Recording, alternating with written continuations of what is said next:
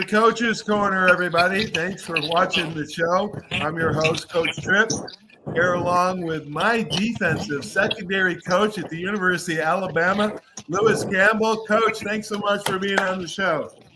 You bet. Hey, I'm excited to be here.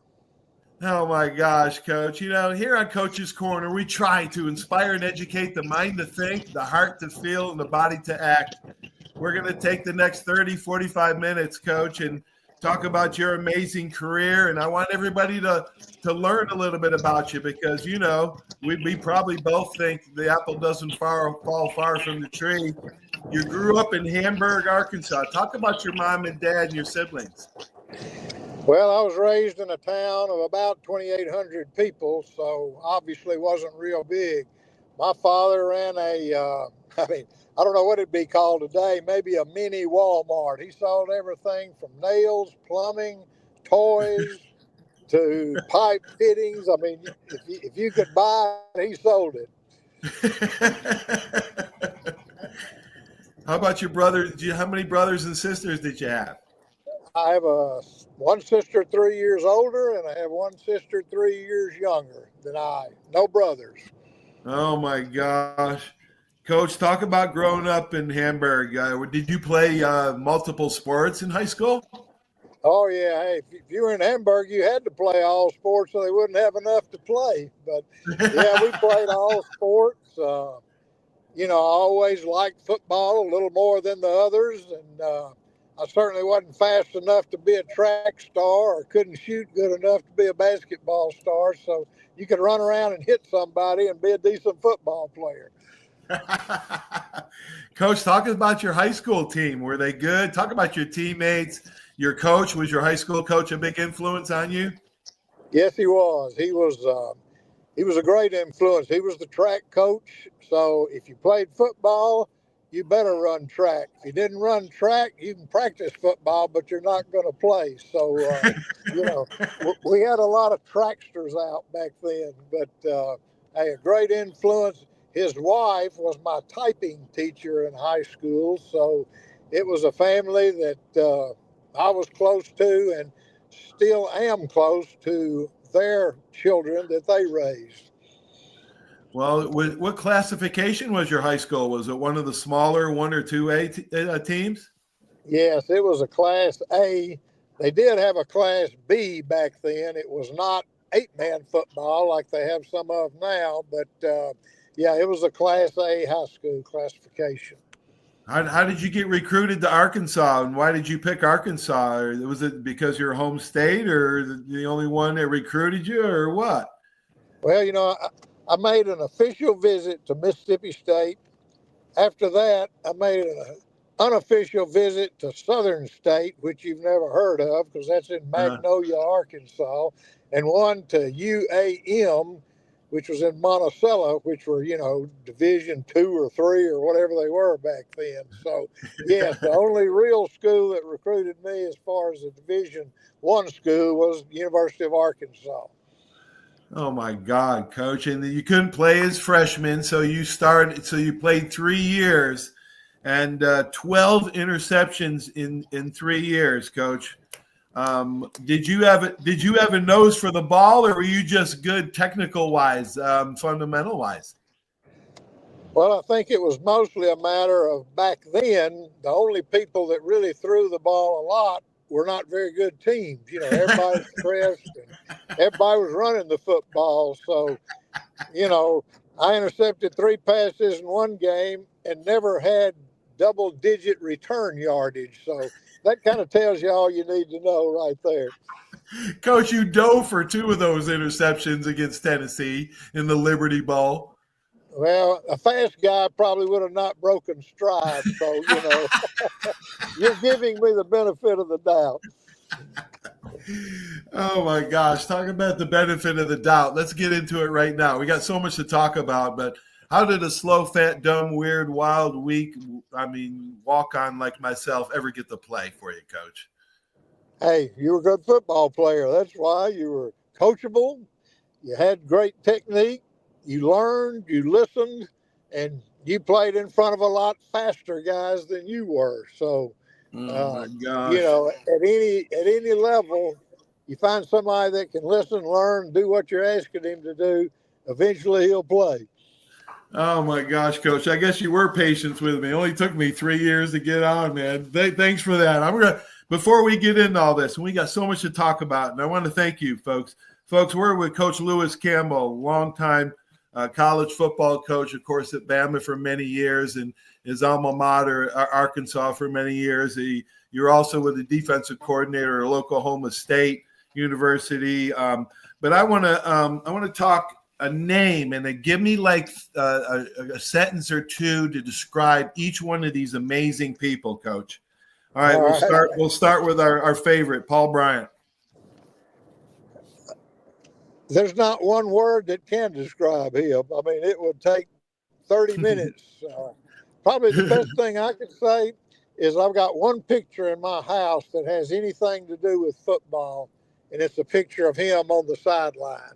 So that tells you what me and my family all thought about him, and, just unbelievable. I mean, the things he did that nobody ever knew would have made somebody else a Hall of Fame person.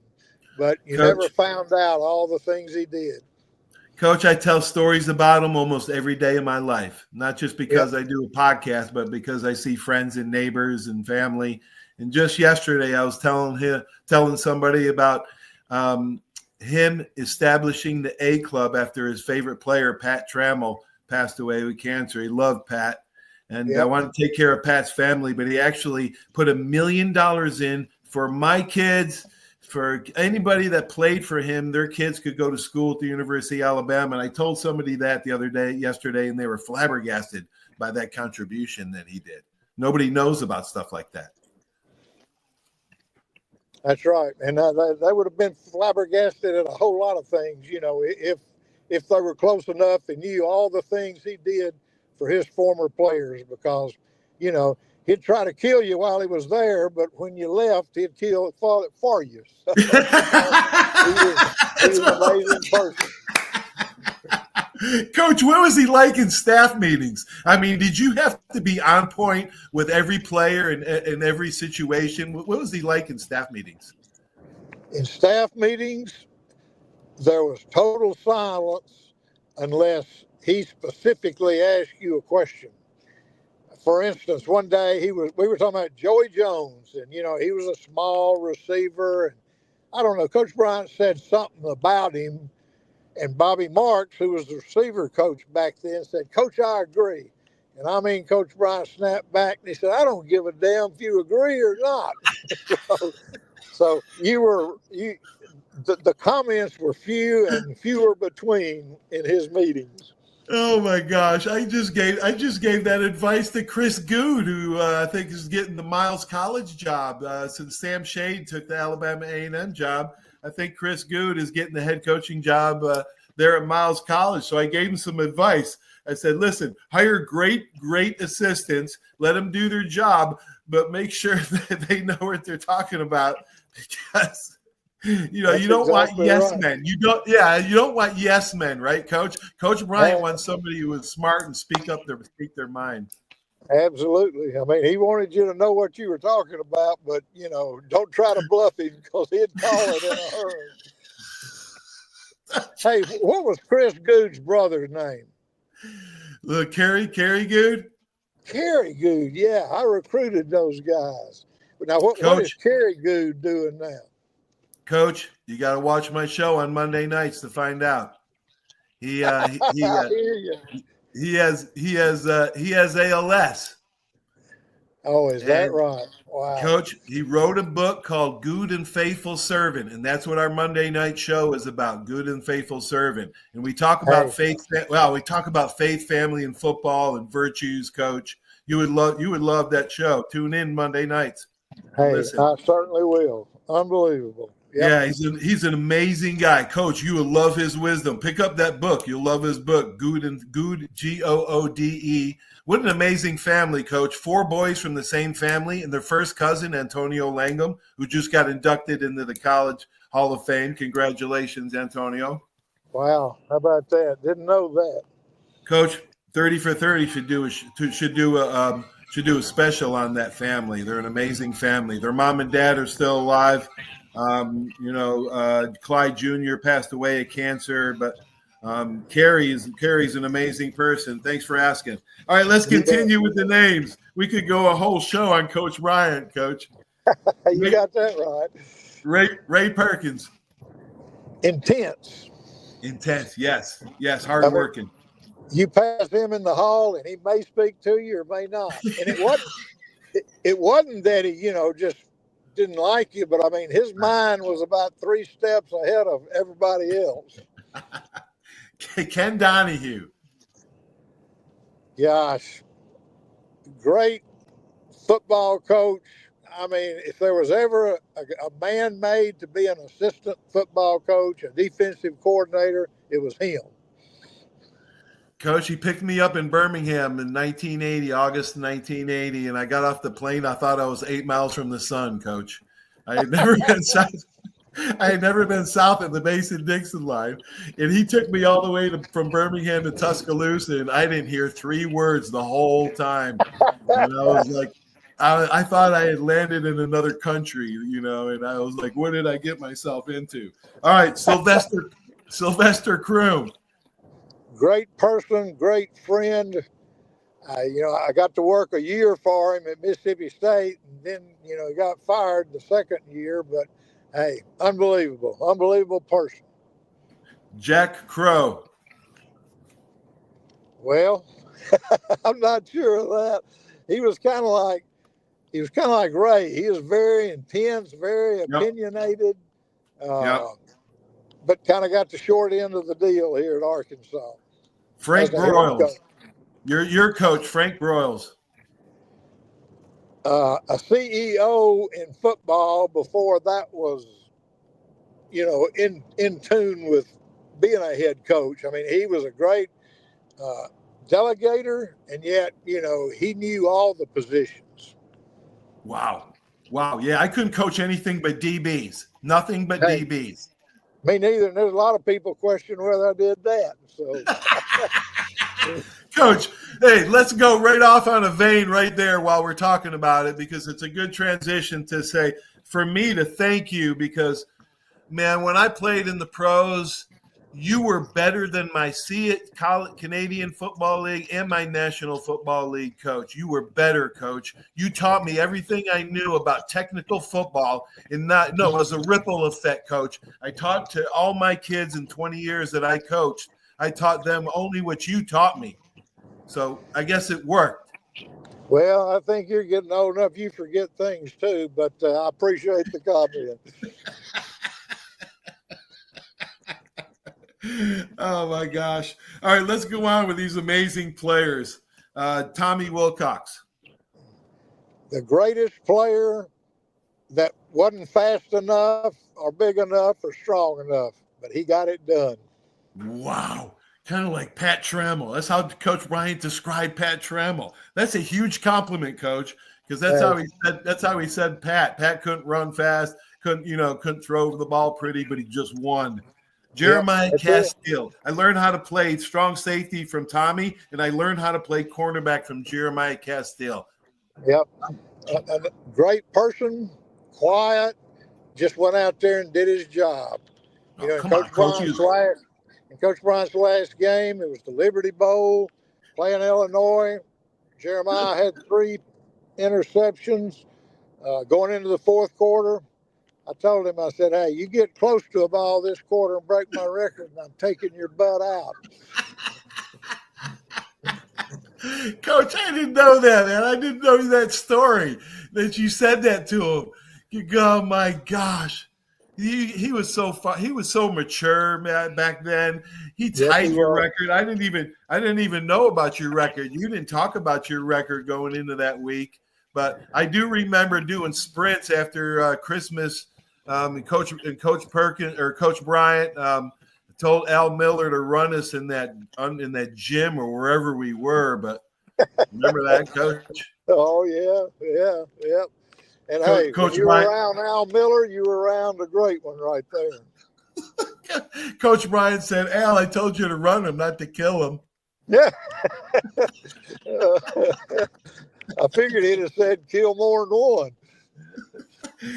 Oh, let's go on with a couple more DBs because that's who we coach. That's who we played with and coached. Benny Perrin, God rest his soul. Benny Perrin. Hey, just a guy that did what he was supposed to. I mean, it's kind of like you never knew what he was thinking, but by the same token, he just went out there and played well. Yeah, you ended up in the right place at the right time, right? Yep, that's exactly right. Jim Bob Harris.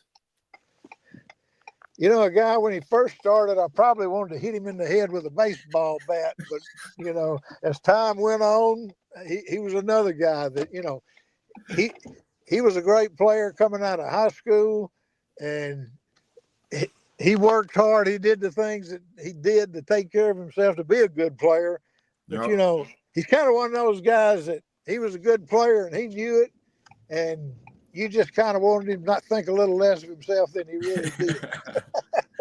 Am I wrong?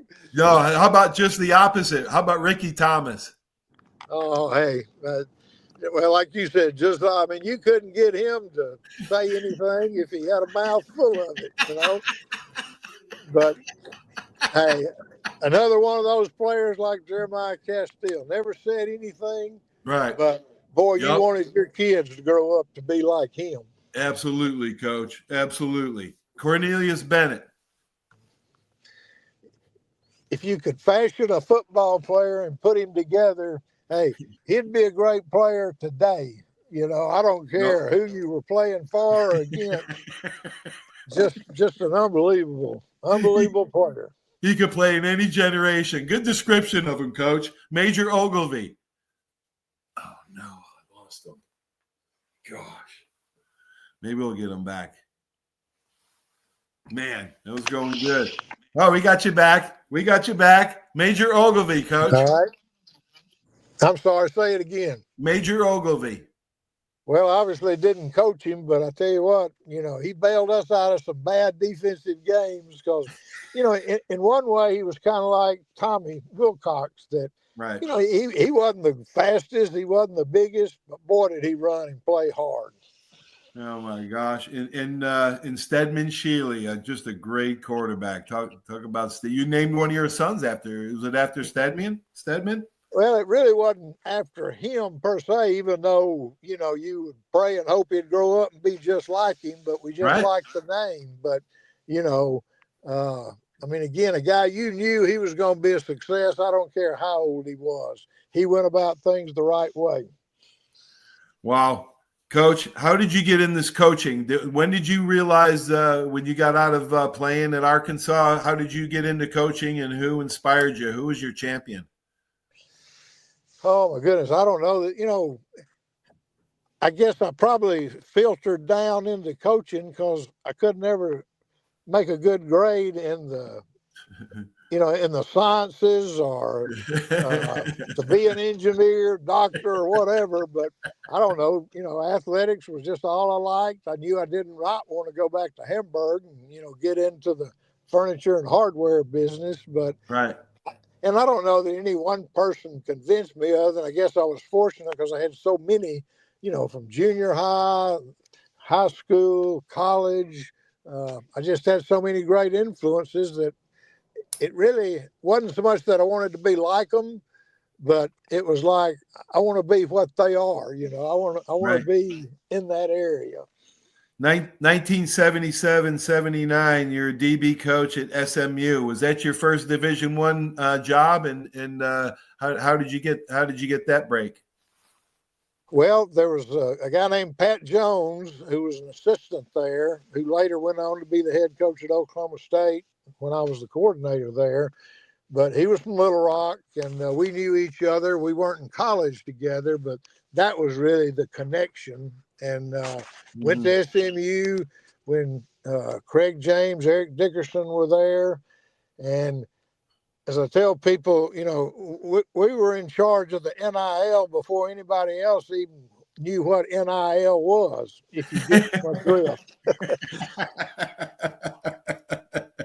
Oh my gosh.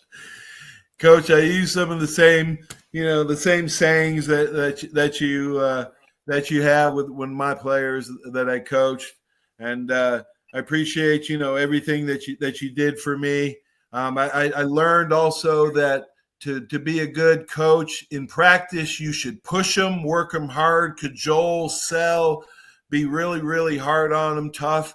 And then in the games, you have to have a different demeanor with them. You got to be open, communicative with them, friendly, supportive, all that. I learned that from you, Coach, and it worked when I coached my kids, because you have to be, you got to make practices hard. Is that right, Coach? Well, that's right. At least if you coach him for Coach Bryant, you did. But, I don't know that I was all those things, but what you said was exactly right in terms of, how to approach it and what to expect out of them and what to push them to, because not many of us get very far in life when everybody's telling you you're such a great guy and smart and all that stuff. You got to dig deep sooner or later. Yeah. Well, I'm very grateful, Coach, for you for seeing something in me I didn't see myself. And I appreciate it. Hey, it wasn't hard because all those other coaches felt the same way. And obviously, another thing made Coach Bryant great. Nobody went into the game unless he sent them. Oh. I mean, except for the kicking teams.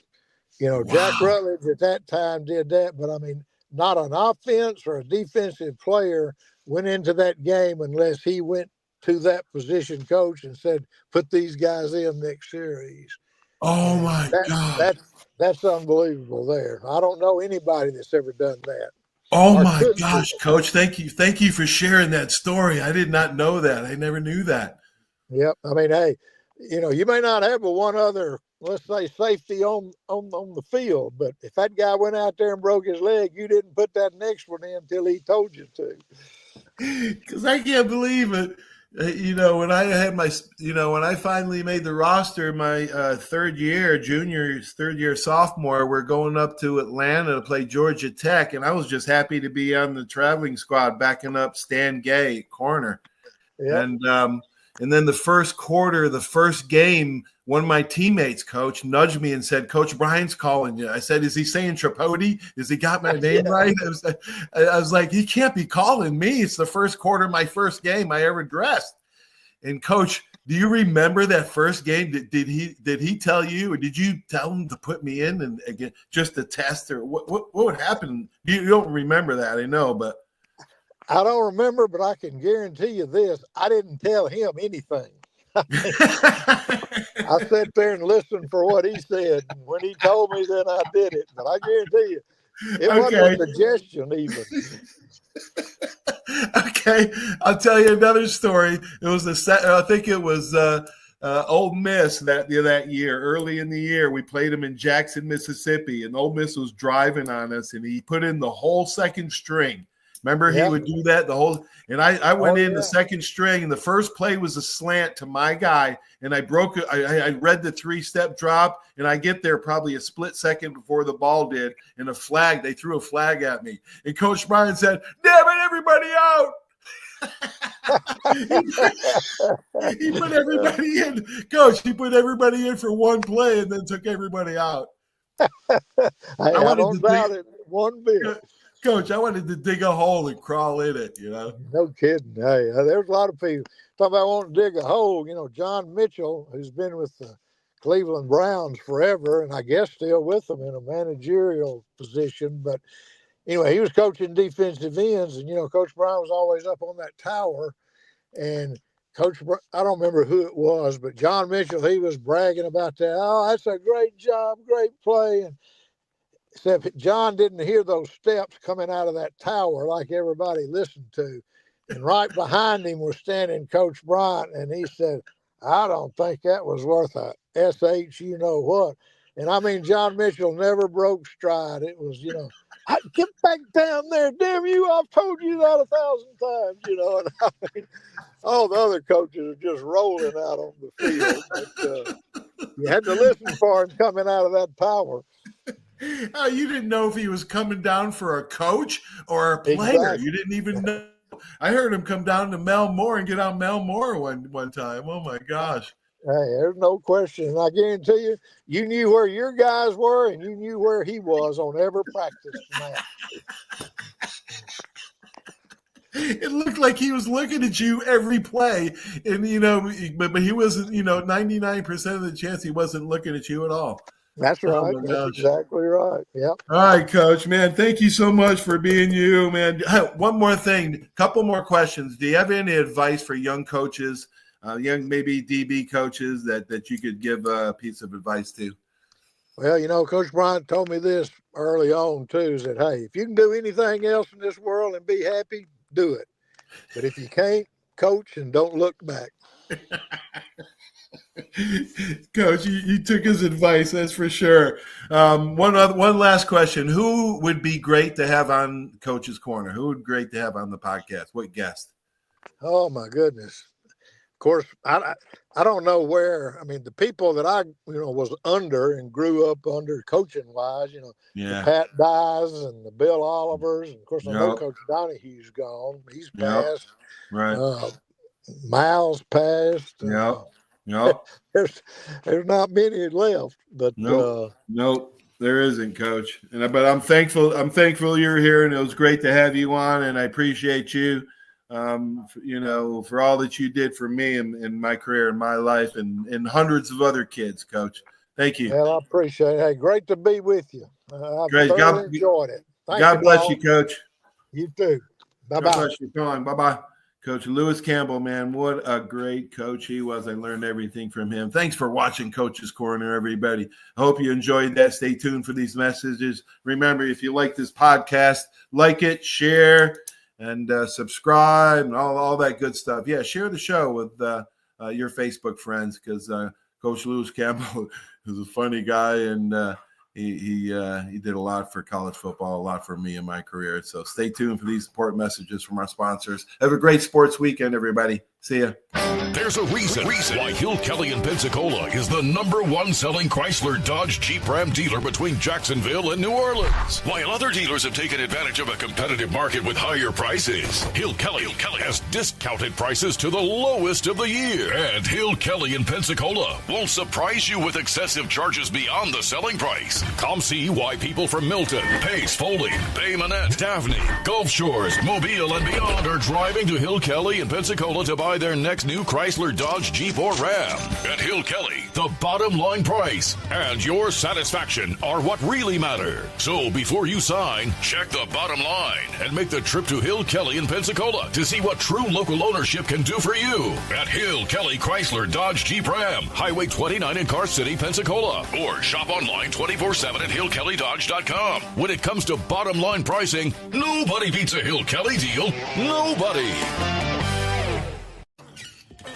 That's you trying to fix the plumbing yourself to save a few bucks. Doing things yourself doesn't always end well. The same goes for insurance. That's why Auto Owners works with local independent agents who tailor coverage to meet your needs and offer discounts for life, home, car, and business insurance. Because sometimes you need a professional to get the job done right. That's simple human sense. Are you riding around in a filthy vehicle? Dirty car no more. Visit Ronnie's Car Wash today to get it shining in no time. They have 3 convenient locations with another coming soon. The unlimited monthly wash packages start as low as $14.95 per month with free vacuums, multi-purpose spray, and towels. Visit them in Gulf Breeze, Navarre, Fort Walton, and soon Crestview. Don't wait, wash today. Be sure to see Ronnie's Car Wash on Facebook to see the latest specials and discounts. You'll be riding and shining in no time. 75 years of service in high tech today. It's Pensacola Glass Company at 433-8348. High tech is a term often applied to advanced services and products in today's marketplace. And today, glass is much more than a simple pane of brittle, see-through stuff we hit baseballs through when we were kids. Glass is now a product with unique flexibility in both performance and application. And Pensacola Glass Company is growing right along. That's Pensacola Glass Company at 433-8348. Barnes Heating and Air is a proud sponsor of Alabama football, serving the entire Pensacola community for over 50 years. Barnes Heating and Air is passionate about providing customers with world-class air conditioning and heating repairs, sales, and installation. Barnes Heating and Air is family-owned, insured, and committed to quality. For a free estimate, call 478-0141. Barnes Heating and Air is #1 in customer service with service calls 7 days a week. Call Barnes Heating and Air, 478-0141, and roll Tide. My name is Steve Reynolds. I'm the manager and owner of Cordova Lanes, and we help keep your mind out of the gutter. Cordova Lanes is part of the community of Pensacola. Being here for 43 years, we've entertained more people than any other bowling center in the city. We sell fun for a living. Cordova Lanes is located at 2111 Airport Boulevard in Pensacola, behind Cordova Mall. Come on out and see us at Cordova Lanes Bowling Center. Thank you.